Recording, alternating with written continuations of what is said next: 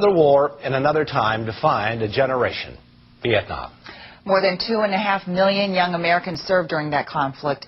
And like many who went there, one Twin Cities man never got the closure to his time spent fighting alongside the South Vietnamese. So as Bill Hudson shows us, he decided to return to the country. He couldn't wait to leave. Vietnamese Ranger, and this was our 42nd Ranger patch. In the dining room of their Victoria home, Steve and Donna Layton sort through the pictures and patches of a time many would just as soon forget. The reception we had when we came home was pretty disgusting, but you just never really had any closure. For over a decade, American troops battled through the jungles and rice paddies of South Vietnam in the name of fighting communism. I was there in 1967. Steve was just 19. He was assigned as an advisor to a South Vietnamese Ranger unit, the Viet Nam Quan, the best fighters the South had. 5 days before I left for Vietnam, his brother introduced us. We had a couple dates, and I said goodbye for a year. He'd spend the war in the mud of the Mekong Delta in a place called Bac Lu. I swear I've walked every square inch of that delta. The young, cigarette-puffing advisor would eat, sleep, tromp, and trudge alongside his South Vietnamese soldiers. I mean, they really are brothers, and they become family. And that's the way I felt with my Vietnamese counterparts. Till his year was up and orders sent him home, a memory still choked with emotion. It was probably, I'm going to guess, maybe 45 minutes after takeoff. And the pilot came on and said, "We've now cleared."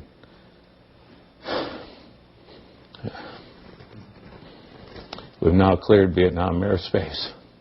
For Steve and Donna, life resumed. They married, had family and careers, but for years, his war never went away. I've been very, very blessed in my career and my family and this country and everything, and I can only imagine what kind of a life these guys have had if they're still alive. I could tell that was like life-changing experience for him, and very sad. Like so many other Vietnam veterans, the war's horrors and lost buddies haunted Steve for decades. So after 40 years, he decided there's just one path to peace. He'd go back to the hell that was Vietnam and try to find his friends. If I were to find one of my two closest partners, I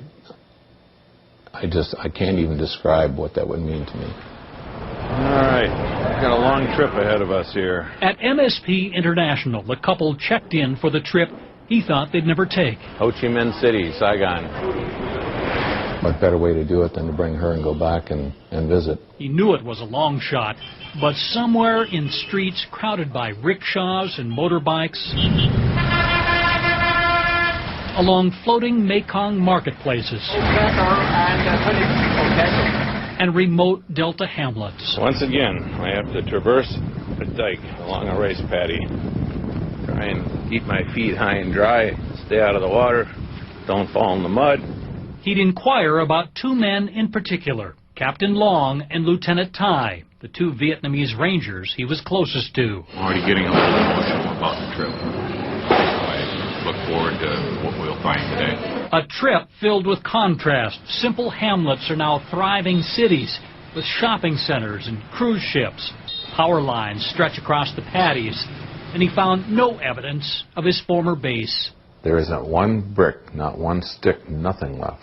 When they finally arrive at the hotel in Bac Lu, deep in the Delta, he can't help but note the date. How about October 23rd, 2007?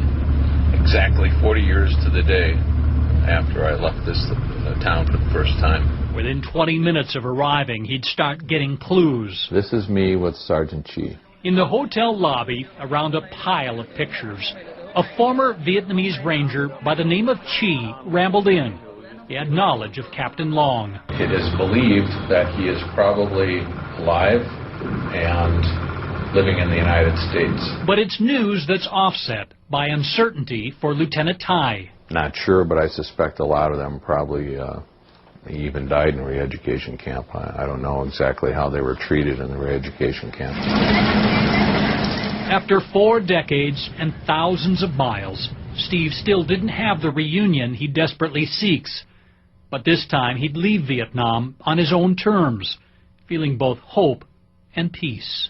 I really did have a sense of closure because everything has changed. The world has moved on. And the only thing we have left, or I have left of that place, is memories. Steve's fortunes took an incredible turn just yesterday. Tune in to WCCO This Morning tomorrow at 6:35 with Bill and Karen for a tearful reunion that has been 40 years in the making.